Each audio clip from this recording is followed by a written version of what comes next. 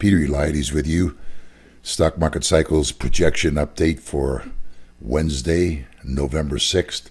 Let me remind you again that the reason for these updates is to promote this fabulous new software that we're putting together. Not ready yet to be marketed, but should be within the next couple of months, we hope.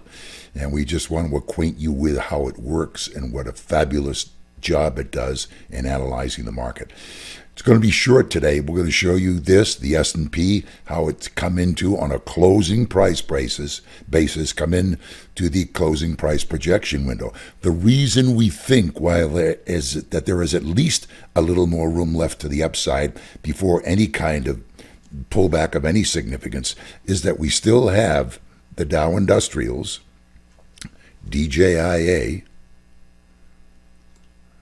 a little bit short of their projection. As you can see, the minimum closing price projection for the Dow calls for 27,667 rounded off.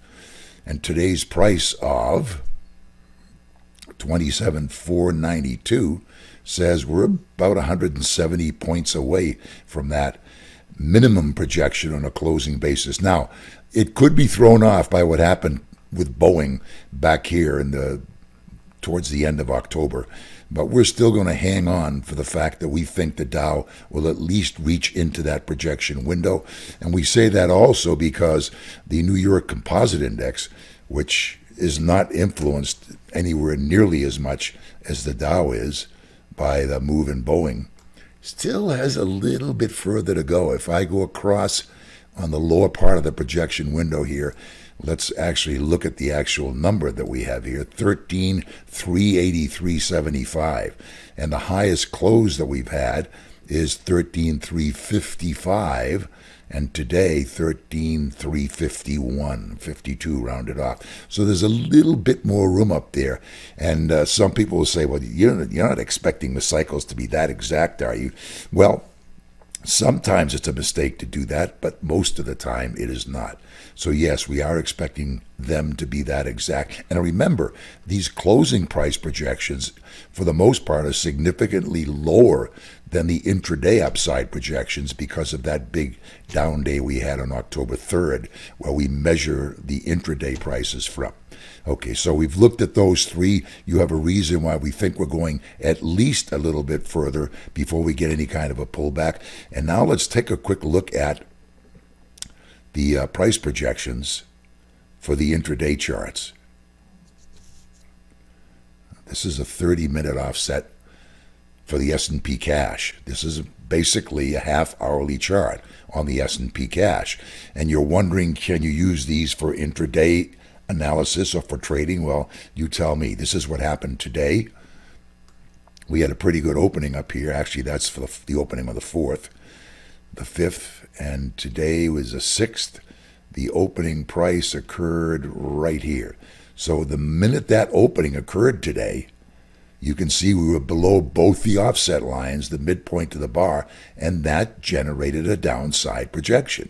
The downside projection called for a move to between 30.63 and change and 30.72 and change. And what did we come down to? Well, we came down to smack dab in the middle of that projection window with a low of 30.65.89. Now, what has happened since then is we've seen a rally, and look what's happened here, because this is interesting. The midpoint of the bar got just above the first offset line today, and the way the the software handles that is to give this preliminary projection up to 30.84.43. The projection has not been confirmed, which would require the midpoint of each bar to be above both the offset lines. That's not the case yet. So what you want to look for tomorrow in the first hour or two of trading is a midpoint on the half-hourly bar, probably right around the 30.80 level. If that takes place, then you will have a projection up to probably at least 30.84. These, of course, are very short-term projections. Wanted to give you an idea how the short-term projections also work very well, and you can use them, obviously, for trading.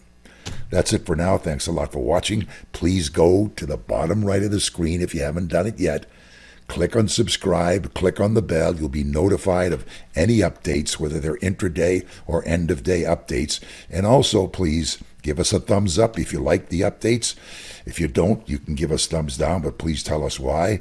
And write some kind of remarks underneath the YouTube video telling us what you like about it or what you'd like to see.